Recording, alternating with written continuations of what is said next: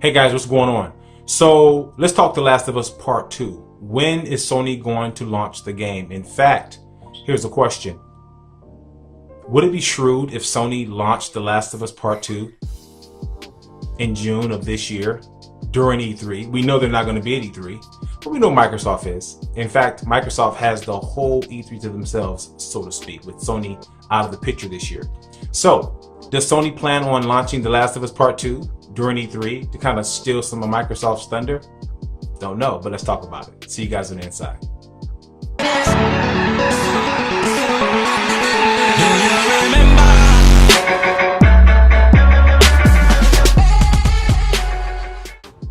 All right, The Last of Us Part 2. We're all anticipating the game. The game looks fantastic. The first time they showed the game, I believe it was at Paris Game Week. They showed a nice trailer. It was visceral. It was intoxicating. You loved what you saw on screen. The visuals were fantastic. And of course, Sony said that the game was running on the PlayStation 4 Pro.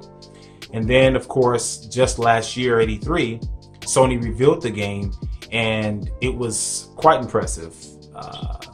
To the tune where some people believed it was actually a fake because of the movement, how it played, how well it looked and ran at the same time. And so the truth of the matter was that the game was in fact running on the PlayStation 4 Pro. So sure, we know that the mojo is really high over there at Naughty Dog. We know that they make fantastic games. And of course, The Last of Us is their masterpiece, if you will, because of the first game and what that first game did. But here's what's very interesting. The first Last of Us launched in 2013, June 14th, okay? This June of this year, that will be about 6 years. So that would mean that potentially the Naughty Dog has been working on the game for about 6 years. Now, I'm not going to say they were working on the The Last of Us Part 2 as soon as they released the initial game. However, with games like Uncharted 4, Uncharted Lost Legacy, we know that they were making other video games that took up a lot of resources from a development standpoint in both Uncharted 4 and Uncharted Lost Legacy. So I don't believe that Naughty Dog was making the game the whole time. However, I do believe the game has been in development for the last 4 years. And so how far along are they, Naughty Dog, with the game?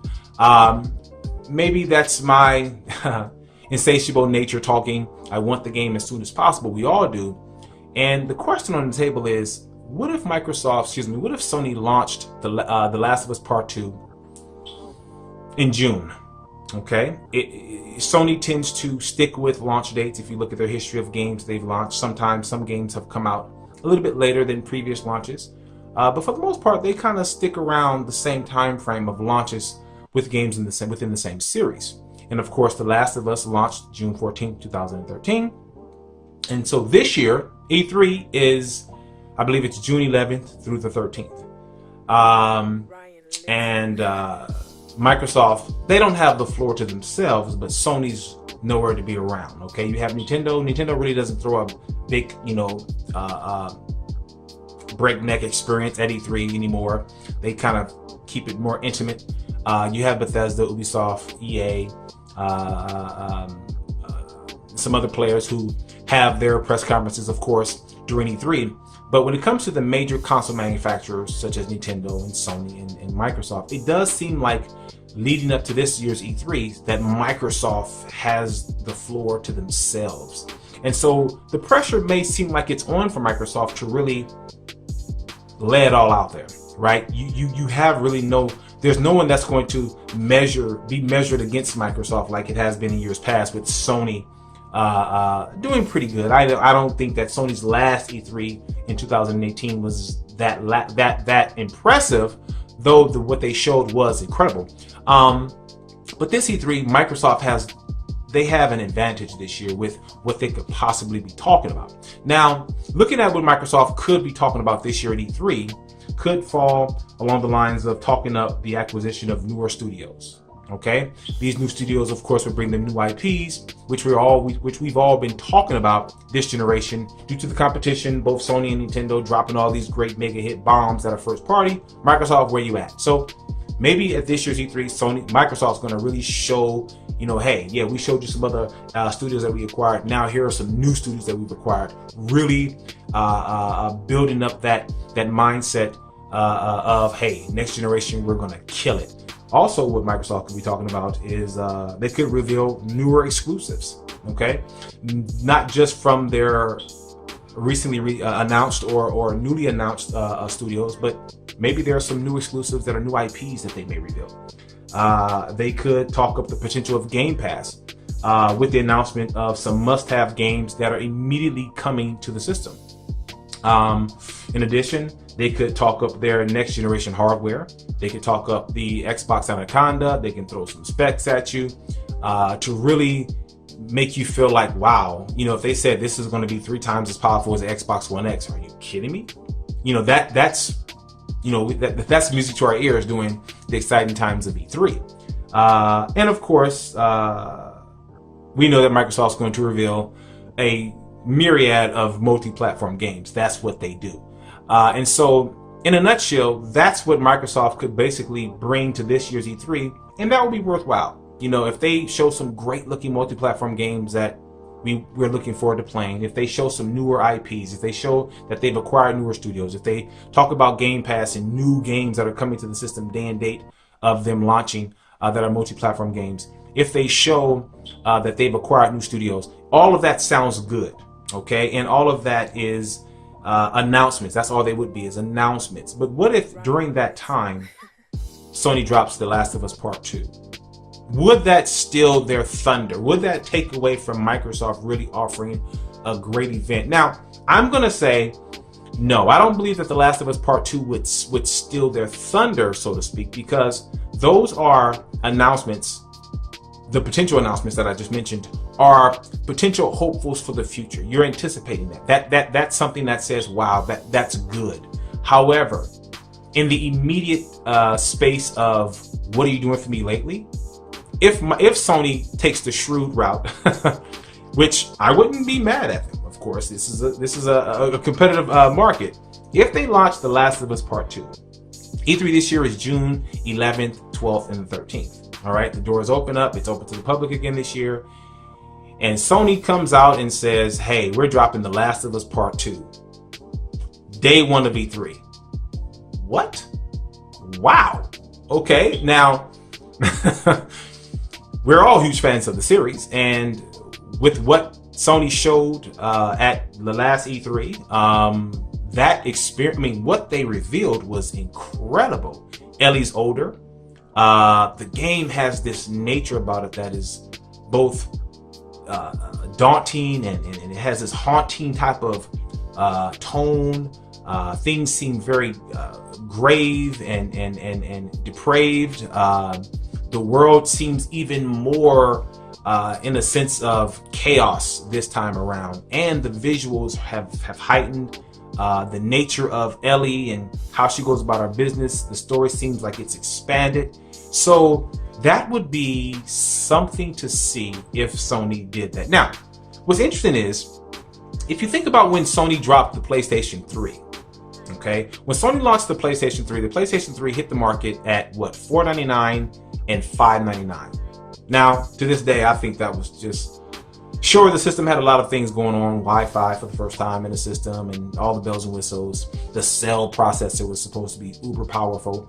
However, Microsoft, so smart, so smooth. So Sony drops the PlayStation 3. In fact, Sony dropped the PlayStation 3 on November 7th, 2006. Well, Microsoft dropped the Gears of War, dropped Gears of War on November 7th. So within the same week of Sony dropping the PlayStation 3, Microsoft dropped Gears of War on the Xbox 360. Now, what that did was it made it hard for many people to want to make that investment from the Xbox 360 to the PlayStation 3. Why? Well, I have an Xbox 360 that costs $399. I'm not going to go out and spend $499 on a brand new system, and I'm definitely not spending $599 for another system, for a new system. Now, what games came out on the PlayStation 3 when it launched? You had the Resistance Fall of Man, which I thought was the standout title on that system. You also had COD. You also had Madden, Mobile Suit Gundam, and you also had Ridge Racer. Okay, those are cool games. But I thought Resistance was the best of the crop. However, none of those games looked quite as good as Gears of War when they came out. And it was running on a more affordable system. Okay, so I say that to say, if Sony decides to take the same route and, okay, we're not going to be at E3 this year, while the competition is going to talk to you about what they're doing for the future, how about we introduce you to a game that you can play right now today and we know you want it? I think that would be a brilliant move by Sony if they did that. Now, of course, we're all going to still watch E3. I definitely want to see what EA and Bethesda and Ubisoft and Nintendo has to show. I definitely want to see what Microsoft, how they're going to position their conference this year with knowing that Sony is out of the picture. But it's going to be very fascinating to see what happens in that regard if Sony does that. Now, of course, if you read headlines, if you read some of what analysts are saying about The Last of Us Part 2, some people are saying that The Last of Us Part 2 could launch late this year, late 2019, or as early as 2020. That's because when you look at the lineup of games with Ghost of Tsushima, Death Stranding, you have Days Gone, which is coming out this April. You have Concrete Genie, which is about to launch this year. You also have Dreams, which is about to launch this year. All of those games, people I think are breaking it down as to when could Sony position those games out. Sony doesn't like to cannibalize their games, and so they kind of put them out in a way in which, you know, they give their games their due process. For example, last year when God of War came out, I believe it was God of War came out in April. They waited until September to bring out Spider-Man. So they give them a gap, okay, so that those games can gather as much market share as possible. And so I see Sony doing the same thing this year with their launch titles with their first party games that are going to come out.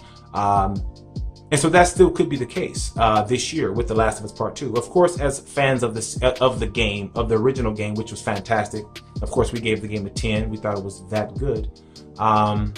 It's just interesting to see what Sony could do with the game. So, what do you think? Do you think that if Sony launched The Last of Us Part 2, day 1 of E3, day 3 of E3, during that window, during the week of E3, if Sony launched The Last of Us 2, would that take away from Microsoft's Thunder? Why am I not mentioning Nintendo in that regard? Well, it could be something that takes away from other manufacturers like Nintendo as well, because it's a game that we really want to play. I mean, if The Last of Us Part 2 is as good as the first game, it probably would not matter if you are a gamer that plays both systems, if you like a large variety of games. If you've never played the first Last of Us, and you're an Xbox loyalist, it wouldn't matter when Sony launched The Last of Us Part 2. However, for those gamers who have both platforms, have 3 platforms, they also play on PC, and they want The Last of Us Part 2, would that keep them away, depending on when Sony launched that game, from E3? What Microsoft says could be monumental to their momentum going into the next generation. But if Sony drops The Last of Us Part 2, could that steal their thunder? Will you be walking away from E3, you know, out of sight, out of mind? Okay, yeah, Microsoft had a pretty good press conference. I forget half of what they were saying. I was spending too much time. Man, did you play the first chapter of The Last of Us Part 2? Right? So that could play dividends for Sony in that regard. You're not at E3 this year, but your shadow of first party and just driving that nail home that you are relentless in pursuit of keeping gamers happy, that could be very, very interesting this year. So, what do you think? Should Sony do that? Will they do that? When do you think The Last of Us Part 2 is going to launch? Will it launch during E3 this year? Will it launch later this year? Some people say it's going to come out in 2020. I would hope the game comes out tomorrow, but you know that's not the case. But anyway, keep your comments. Put your comments down below. Let's talk about it.